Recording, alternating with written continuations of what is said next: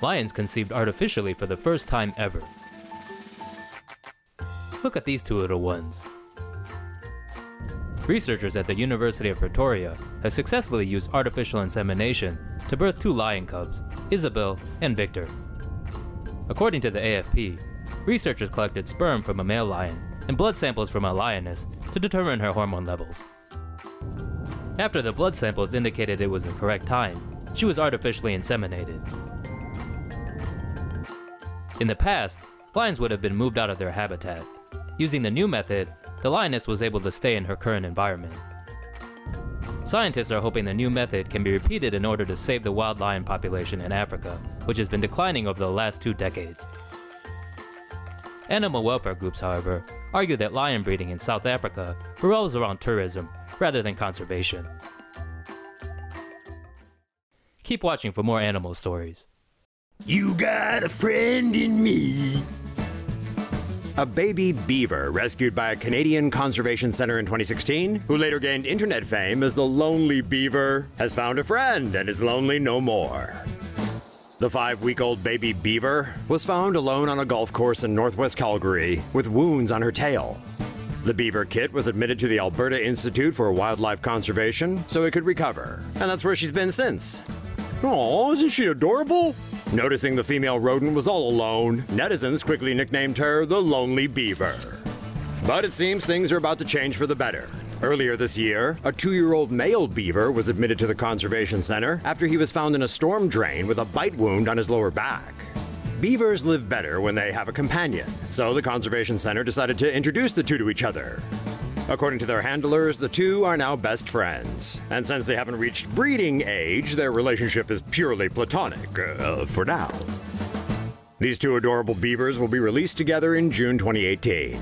Since caring for wildlife is generally expensive, the Conservation Center has set up a GoFundMe page for the pair's medical costs, which are expected to amount to $23,000. Lioness sprouts majestic mane. Vets at the Oklahoma Zoo were downright baffled after one of their female charges began to grow a very distinctly male feature. After spending 18 normal years as a fierce female, Bridget the African lioness suddenly began sprouting a manly mane that by November had already resembled Santa's beard. Curiously, the luscious locks didn't seem to be contagious and hadn't come with any behavioral changes. Maned lionesses aren't unheard of, but usually the extra testosterone feeding the mane of glory also gives them increased aggression and male mating behaviors. In one case, a lioness named Emma's full mane growth was attributed to testosterone-producing ovaries, which then taken out caused the mane to disappear. Bridget's zoo has taken a blood sample to figure out if it's a testosterone issue, though it's also possible she has a benign tumor on the adrenal or pituitary gland. In any case, her handlers aren't too worried, since the extra hair doesn't seem to be affecting their big girl's health. Is this humane? An Oregon court ruled that a Southern Oregon couple must silence their incessantly barking dogs by surgically removing their vocal cords. The couple was sued by neighbor Deborah and Dale Crean in 2012 over the noises several of their Tibetan Mastiff dogs were making by barking.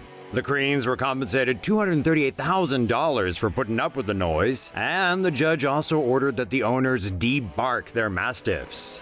According to the American Veterinary Medical Association, de-vocalization or de-barking requires surgically cutting an animal's vocal cords, which decreases the volume, pitch, and intensity of the animal's bark. The technique is considered a last resort by the Medical Association and is strongly opposed by various animal rights groups in the U.S. The owners told Oregon Live that the dogs were raised to protect their sheep from predators. However, the court ruled that their Tibetan Mastiffs weren't ideally suited to work with livestock and ordered them to debark the dogs or replace them with pooches that were more suitable for the task.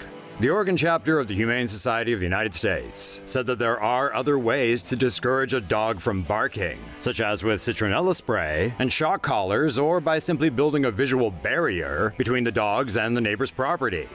It's unknown whether the couple plans to appeal the decision to the Oregon Supreme Court. Raccoon family shows off its incredible teamwork skills. In the animal kingdom, it's all about teamwork.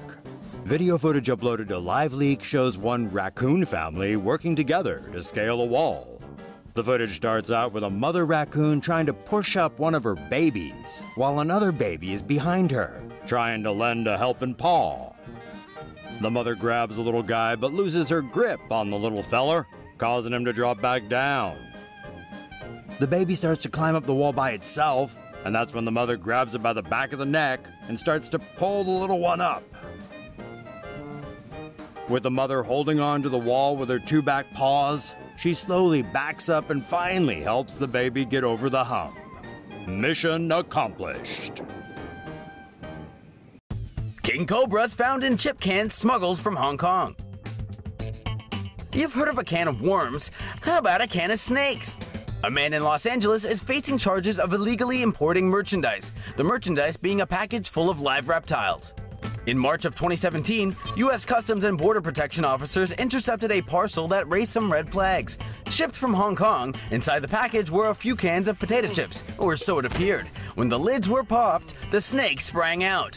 3 venomous king cobras, each roughly 2 feet in length, needed to be contained. 3 albino Chinese softshell turtles were also found. The shipment was addressed to 34-year-old Rodrigo Franco, who consequently had his home searched by federal agents this week. In a child's bedroom, they found tanks with alligator snapping turtles, a common snapping turtle, 5 diamondback terrapins, and a baby Morelet's crocodile. According to CBS News, all the animals recovered are protected species under U.S. law. This incident could land Franco a prison term of up to 20 years. Find a new hobby, bro! Delta cracks down on fake emotional service pets. Delta is tightening regulations for passengers who travel with emotional service pets. If an airline as crappy as Delta is doing something, it must be a problem. Delta says it's seen a big uptick in incidents involving poorly trained animals since 2016. More and more, the airline is getting complaints of animals taking a leak, dropping deuces, and even biting other passengers.